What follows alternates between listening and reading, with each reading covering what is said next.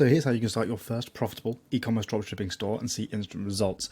This is lesson 9 out of our 10 lesson free course. In this lesson, I want to talk to you about how you can rapidly scale your e-commerce store. Sort of the principles that you need to know, how you can actually get the traffic to scale the store using things like influencer marketing and paid advertising. In all of the previous lessons, I've kind of mentioned this store on and off, and obviously we used my software to do a huge part of this growth to be able to use AI recommendations to increase conversion rates. But a big part of this growth came from increasing ad spend and also doubling down on marketing. There's been a obvious growth curve here as we scaled up this store, but a lot of this comes from having an understanding of advertising techniques. Now, in the rest of the videos, I've basically given you everything that you need to know to set up your store in a way that's going to be able to have scale. In other words, you're going to be able to scale your e-commerce store because you've built it properly in a way that it's going to convert customers. Now, I showed you how to actually set up paid ads in one of the videos. I can't remember which lesson it was. I think it was like lesson 6. And I want to go through in this video specifically what marketing systems you can use, what specific advertising strategies that you can use within TikTok ads. So this is a product testing campaign that I built. I spent $4,000 on this campaign and got 236 customers at a $19 cost per purchase. For full context, this product was $50 plus, kind of like all the ones that I've been explaining in previous videos. So we're going to have a look inside this product testing ad campaign, and what I did within this campaign is slightly different to what I usually do. This is a product testing audience campaign. Okay, so in one of the previous videos, I explained how you can actually test products by following this marketing campaign, right? You have an ad set that you set up, and this ad set, so you have one campaign, goes to one ad set, and then that one ad set tests multiple ads, okay? And then when one of those ads is performing, you then transition it into a scaling campaign, okay? And that scaling campaign is what we're going through now. So there's two ways of doing this. The first way is having a campaign where you scale winning audiences, or the second way is doing audience testing and seeing different strategies and bid strategies and how they work. So you can see here, for example, this campaign, this ad set, I was able to get $14 purchases, but I was only able to spend $20 on it. Whereas this ad set here, we spent $500 on this ad set and we made 38 conversions from this specific ad set. So now I'm going to walk you through specifically how you can understand which ad sets are performing and how you can then use that data to scale quicker. So basically the product that I was selling was a engraved baby bracelet, and I initially set up my campaign testing different audiences, and then once an audience works, I then scale that. So this one is a $200 ad set. I'm going to use this as a demonstration to show you what I mean by scaling them. Here we've got 5 different ads. You'll notice that 3 of them I turned off, 2 of them I left turned on. So if we go ahead and analyze this data, this is basically what we're talking about here. We have one scaling campaign, and in that campaign, we have multiple ad sets. So each one of these lines is an ad set. And in each one of these ad sets, you can test a different audience. You can leave the audience testing open, so a completely broad testing audience. And then within each one of these ad sets, you are testing multiple different ads. And these ads that you have tested are the winning ads that you got from this campaign. So this, for context, if you've forgotten, is the ad testing campaign, creative testing campaign. Very simply, you're just trying to find creative that gets conversions, gets cheap clicks. You then transition those into a scaling campaign. Typically, I start off with 4 ad sets. So that's one campaign, 4 ad sets. You can either do a CBO or you can do ad set budget optimization. In this case, I like to just push the budget directly to the ad set so I can spend a specific amount per ad set. Now, what's really important for you to remember is it's less so how you set up the ads in the TikTok Ads Manager and more so how well your TikToks perform as adverts. So you can see here, these different adverts, this one I spent the most on, $355. It got a 22 cents cost per click. Now, on average, we're getting 23 cents cost per click. So this one is reaching roughly the same level that the rest of my ads were doing. Now, I did mention in a previous video, there are KPIs that you need to hit and how you can analyze those KPIs. So here we can see we've got a 1.85% click-through rate and a 22 cents cost per click with a $4 CPM. This means our ad is technically performing quite well, because people are interested in the product, interested enough that they want to then go ahead and click through. So there's not a lot that we can do with the ad to increase the click-through rate. This cost per click is obviously very, very cheap. The only other thing that we could do is make the ad more convincing, make somebody want to purchase more by watching that video. Then we move down the funnel to add to carts and conversions. Now in this case, we weren't actually tracking add to carts or anything like that. So we now can only really look at the number of conversions. So 33 conversions over 1,498 clicks. That comes out to a 2.2% conversion rate. This is what you want to be hoping for, right? You want a conversion rate greater than 2% on your store. So when we built the product pages for our store, let me just bring up the store and show you what I'm talking about here. When we built the product page for this product, we built an advertorial, and that is exactly what I was running in this campaign. So I had a page that I'd written a text, I'd done a load of research on why people would buy, why they wouldn't buy, their limiting beliefs, the problems that they have, and how we can solve those problems using those products. Now, this product is obviously an emotional sell because it's a jewelry meant for a child, okay, meant for a baby. But obviously the website was designed in a way to convert those people. So I had like an audience avatar in my head. I knew what was going to happen. I knew what questions they had and why they would want to buy and the emotions that they had. And I tailored my advertorial to that. So when they read it, they felt like they were buying with emotion. They weren't buying with their brain, they were buying with their heart. In other words, they wanted to buy it because it led to an emotion and they thought it was going to make their life better. It would be a nice sort of product, a nice little thing for the kid to remember, all of that sort of stuff, right? And that's how you manage to get a good conversion rate from your ads, right? So the really important thing to note here is when you're scaling your ads, you want to make sure that you have ads that are converting profitably and a store that is converting profitably before you scale. There is very little that you can do within the ads manager and advertising strategies, how you set up the ads within the ads manager in a way that's going to massively increase your conversion rate and massively increase the amount of profit you're making. The profit and the money that you make from your store is done with the work that you put in on your store, which is why every lesson through this up until now, I've been talking heavily about conversion rate tactics, understanding customer buying behavior and building advertorials in a way that's going to get people to convert. Because taking that information and then, taking the information I'm going to teach you in this video and applying it to your ad account versus taking somebody else's ad buying strategy and putting it into your ad account is not going to make a huge amount of difference. You just need to pick one strategy. But anyway, let's just sort of analyze the rest of this, right? So if we look at these ad sets, these ads, this one spent $355, $45, $21, and then these two spent $31 and $55. So the reason I think, from what I can remember, these two are still on actually is because I started to cycle in new ads. Because what happens over time is the cost per purchase will actually rise. So your ad will have a limit on the amount of impressions and views that it can get. So although I spent $355 and you look at this ad and you say, right, this is very profitable. Cost per purchase of $10 is very, very good. It's much better than this one. You may be thinking, why didn't I keep this running? And what actually happened with this campaign is over time, so this probably ran over about a week's period. So the first 4 days, this was very, very profitable. And then the last 2 or 3 days, this was then unprofitable, which was bringing the entire conversion rate and the ROAS of this ad down. So if you see a trend, right, and it looks like this, if we draw a graph and we say, this is your profitability, okay, and this is time for your ad on your ad set, what tends to happen is it becomes very profitable very, very quickly, or it starts off profitable, right? If we say that's profitable, and then over time that ad loses its profitability. There's not a lot that you can do to get around this. This is like audience burnout. Creatives will die out because what happens is the audience that sees the ad will start to see the ad too many times. The frequency that they've seen the ad will go up and it will start to lose its effect within that audience. The other way to think about it is, if you remember this diagram from one of the previous lessons, the other way to think about it is if we just focus in on here, right? One ad, and the ad in this case would be the fishing boat, can only really target a small pocket of the audience. So maybe this guy can only move, imagine the ad is the boat, right? The ad can only move within this circle, okay? Let's just move this guy out of it, which means he can clean up all of these fish, he can catch all of these fish, but if he tries to go out of here, he's going to run out of fuel, which basically means the ad has a maximum distance and a maximum lifetime that it's going to be there for, that it's actually going to be profitable for. Beyond that, all you need to do is create more ads, and you need to cycle in more winning ads.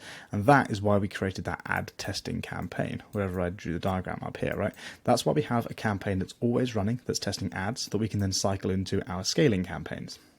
So I hope that makes a little bit more sense in terms of how to actually start to scale. Now, this was one ad set at $200. I spent $200 a day, right? So this actually only ran for about 2 or 3 days. So within the first day, it was probably profitable, and then the second couple of days, it wasn't.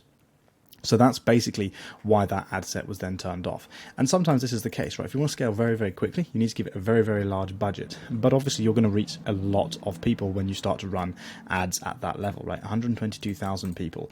Within this one campaign, I spent $4,000 on this one campaign, and I reached 1.7 million people. I think, where was the number gone? Can you see impressions? 1.5 million people for $4,000. That is a huge amount of the audience. That is potentially most of the audience that I was targeting within this one specific audience, right? I was targeting the baby behavior. So most people who were going to see the ad would have seen the ads at some point. And if we actually just look at the ads in this entire campaign, most of them are the same, okay? Because what I'm doing is I'm testing ad sets with the same ads, okay? So these are the winning ads that we're testing. We're taking those winning ads and we're attaching them to an audience. So this is audience 1, this is audience 2, this is audience 3, and this is audience 4. Okay, each one of these is using the same ads every single time. Now, what happens is we reach, some of these will be profitable, some of these won't. The ones that are profitable, we keep running. The ones that aren't profitable, we turn off. And you want to analyze like this. You want to analyze from the ad down.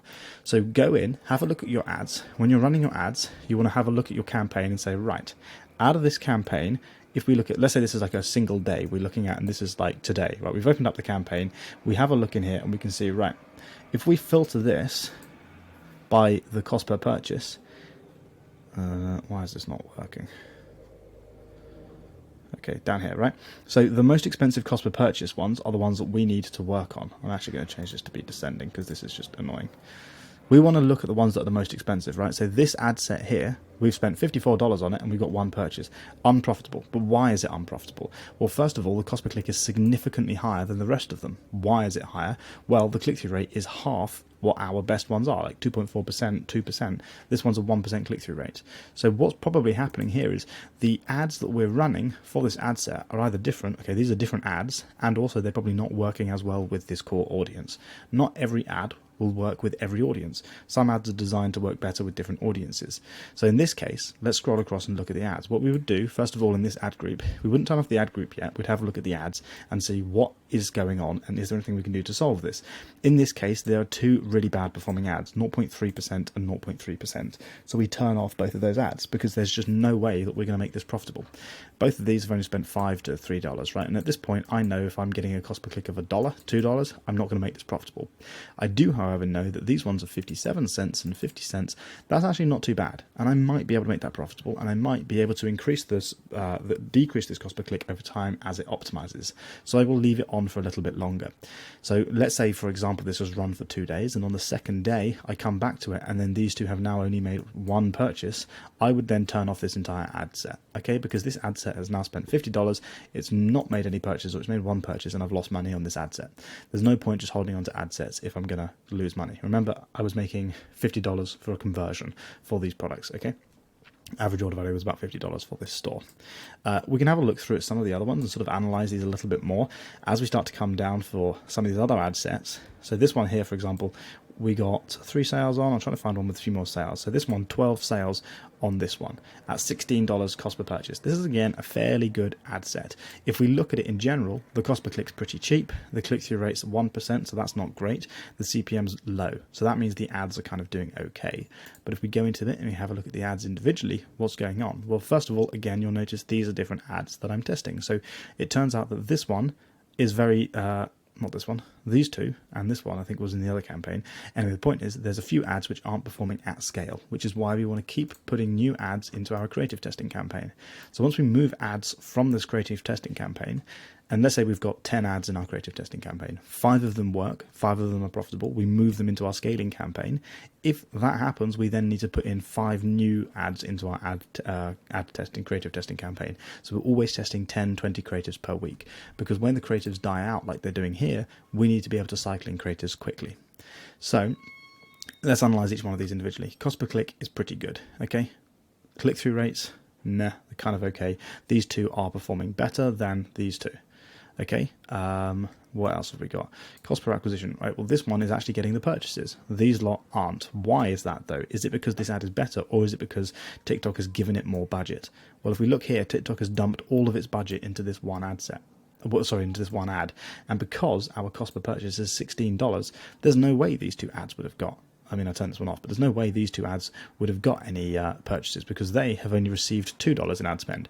This one's lucky that it got a sale within the first $11, but if I let this run, if I pushed more budget towards this one ad and it had spent $50 or $100, it may have also achieved a $16 per purchase. It may have averaged between the two, which is why I left this one on, right? And also, again, like in this case, if I turn this one off and pushed all of the budget towards this one, there's no guarantee that this would continue at an $11 per purchase. And that's just the way it is sometimes. TikTok will not evenly split your budget. It probably prefers this ad. So if I turned on this, it may not even spend all of the budget to this ad, okay?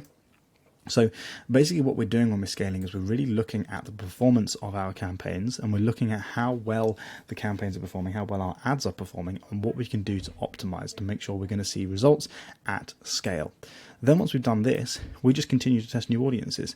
There are other things that you can do, and I'll show you just an example of that. This is a CBO campaign, scaling campaign, and what I do in here is each one of these is a broad ad set, okay? So that means it's got no audience targeting within it. This has spent $277 in total. Has it made any purchases? Okay, it's kind of done okay, $27 per purchase. But for me, I think this was unprofitable. So this isn't working. So for me, what was actually performing better was the, let's have a look at this one. Okay, this ad set's kind of doing okay.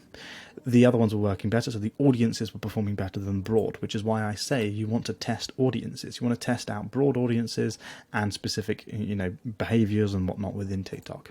If we look at this ad set is using, I think these videos here are the same video but with different hooks, which is why they all look the same, right? And you can see these video ads here are not performing as well as the ones that were getting a higher ROAS or higher conversion rate in the earlier test, okay? So that's why you want to be testing ads, because if your ads aren't performing and you try and scale ads that don't work, you're not going to see very scalable results, okay? I think this is a dynamic creative I'm running, so I'm testing a lot of ads in here. And obviously some of these just aren't getting any spend, so they're just not getting any clicks, okay? But in this case, right, there's not an awful lot that's worth keeping, okay? This is getting a very good cost per purchase. This one, $21, and it got 4 purchases. That's good, okay? But realistically, if we look at the ad group and we look at that specific ad, wherever it's gone here, this is kind of doing okay. So what we would probably do is we'd say, right, this is unprofitable, unprofitable, unprofitable, profitable, profitable. So we would turn off these 3 ad sets. And then we would leave these 2 on. And then what would happen is it would start to push budget to the rest of these as well. And then we would gradually start turning things off and on. But you've also got to be careful, right? Because just by turning these off doesn't mean that the whole campaign is now then profitable. Because our total campaign cost per purchase is $27. So at a certain point, you need to decide KPIs in your head. You need to say, look, I've spent $300 on this and I'm unprofitable. Yes, some of these ad sets may be profitable if I leave it, but there's no guarantee. And in this case, realistically, there's just not, and also there's probably too many ad sets in here, right? You probably only want to do 3 or 4 when you're starting out scaling. The amount of money that I'm going to have to spend to get this to work is just not worth it. So in terms of this, I turned off the whole campaign. So that's probably all I'm going to go through in this video. But there is a lot more that you can do to scale. Realistically, when you're getting started, if you're using organic content, you're basically just going to have to post more videos. When you're posting videos, you're going to reach a certain threshold where you're not going to be able to scale past that. Especially when you're building a brand, you're probably only going to get a few thousand to 10,000 views per video. If you're scaling through organic, you're going to want to start finding influencers. Influencer marketing is not something that I usually work with just because it's very, very slow to get up and running. I would recommend doing what I said in this entire course, which is start testing videos, start testing ads using TikTok organic. When those ads work and get lots of views, transition those into paid ads. Start testing those ads as running traffic to them and tracking how well those ads make sales. If they work, scale those ads and then just continue to repeat this cycle. You want to be testing 10 to 20 creatives per day. And this is quite important, right? If you're choosing a product, it's quite useful if you can choose a product where you can create a lot of content for that product. Because if you can't create 10 or 20 creatives per day for that product, you're just never going to be able to see long-term success with your brand. Okay, so in this case, right, because I'm selling baby bracelets, I don't have access to a baby to film the stuff for, right? So it's very hard for me to get content and creative content for this product. But if I'm selling supplements, for example, or if I'm selling, AirPod cases, I have one. So I can keep creating content of this. I can create as much content as I want. So be smart about the products that you choose and be smart about how you market them. If you are interested in getting AI product recommendations set up using my software, if you click the top link down below, you can book a call with me. But I will see you in the next video in lesson 10, where I'm going to go through a case study, how I use my software in AI e-commerce to scale stores and build long-term brands.